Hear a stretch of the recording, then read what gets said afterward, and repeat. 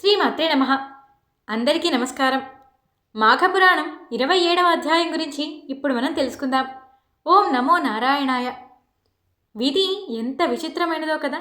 ఆ బాలుని జాతకం ఏమిటో గాని తన కన్న తల్లి క్రూర మృగాల చేతిలో చనిపోయింది. పెంచిన తల్లి అడవిలో వదిలేసి వెళ్ళిపోయింది. ఆ బాలునికి దిక్కెవరు? దీనులని కాపాడేవాడు దైవమే అన్నట్టు ఆ శ్రీహరి అతన్ని సంరక్షించాలి. నా అన్నవాళ్ళు ఎవరూ కనపడక ఆ ప్రదేశంలో ఆ బాలుడు చాలాసేపు ఏడ్చి ఏడ్చి ఒక తులసి మొక్క దగ్గరకు వెళ్ళాడు.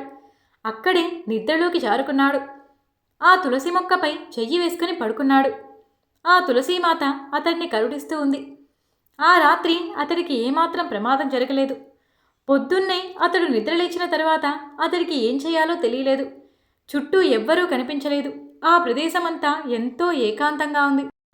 ఒంటరిగా ఉన్నానని చాలా భయపడ్డాడు. చుట్టూ చూస్తే తనకి ఎవ్వరూ కనిపించలేదు. గట్టిగా ఏడవటం మొదలుపెట్టాడు.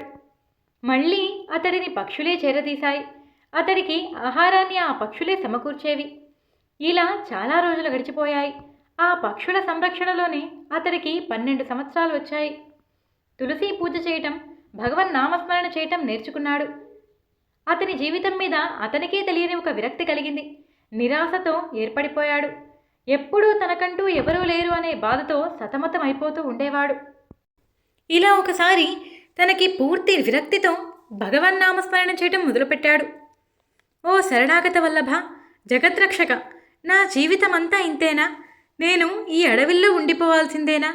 నన్నెందుకు పుట్టించావు తండ్రి? నేనింక నా వారిని ఎప్పటికీ కలుసుకోలేనా అంటూ శ్రీమన్నారాయణుణ్ణి ఎంతగానో ప్రార్థిస్తూ ఏడవటం మొదలుపెట్టాడు. ఇంతలో ఆకాశవాణి పలికింది.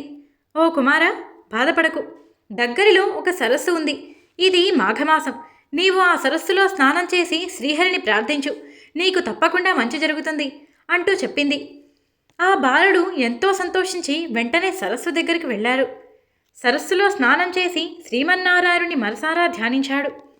ఆ రాజకుమారుడి నిస్వార్థ భక్తికి శ్రీమన్నారాయణుడు లక్ష్మీ సమేతంగా ప్రత్యక్షమయ్యారు.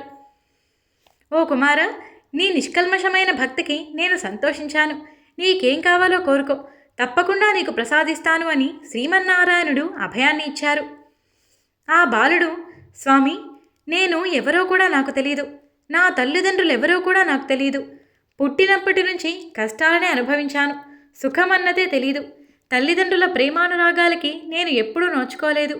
నా అన్నవారు నాకంటూ ఎవరూ లేరు. ఈ ప్రకృతి ఒడిలోనే పెరిగాను. నీ పాదాల చెంత నాకు కొంచెం చోటివు తండ్రి. నీ సాన్నిధ్యం తప్ప నాకు మరే కోరిక వద్దు అని నమస్కరించారు. అపార కరుణా సముద్రుడు శ్రీమన్నారాయణుడు ఆ మాటలు విని ఎంతగానో పరవశించిపోయాడు.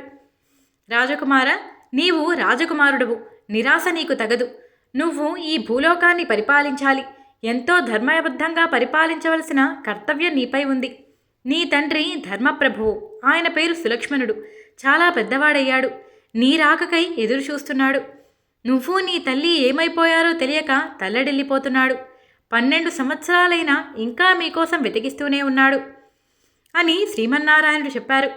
అక్కడే దగ్గరలో ఉన్న ఒక మునికి ఆ బాలుణ్ణి అప్పగించి అదృశ్యమైపోయారు. భార్యా బిడ్డలు ఏమయ్యారో తెలియక ఆయన ఎంతగానో తప్పించిపోతున్నాడు. 12 సంవత్సరాల నుంచి వారి కోసం ఎంత వెతికించినా లాభం లేకపోయింది. ఆ మునీశ్వరుడు ఆ బాలుణ్ణి తీసుకొని రాజు దగ్గరికి చేరుకున్నారు. జరిగిన విషయమంతా రాజుకి వివరించారు. భార్య చనిపోయినందుకు బాధపడాలో, కుమారుణ్ణి చూసినందుకు సంతోషపడాలో ఆ రాజుకి అర్థం కాలేదు. కుమారుణ్ణి దగ్గరికి తీసుకొని ఎంతగానో ఆనందించారు. ఆ బాలుడిని అక్కడికి తీసుకొచ్చిన మునీశ్వరుడికి కాళ్ళు కడిగి ఎంతగానో నమస్కరించారు. అన్ని గౌరవ మర్యాదలు చేశారు. ఆ తర్వాత ఆ బాలునికి సుధర్ముడు అని నామకరణం చేసి పట్టాభిషేకం చేశారు. ఇక్కడితో మాఘపురాణం 27వ అధ్యాయం సంపూర్ణం. 28వ అధ్యాయంతో మళ్ళీ కలుసుకుందాం. నేను చెప్పిన తీరు మీకు నచ్చినట్టయితే వీడియోకి ఒక లైక్ చేయండి.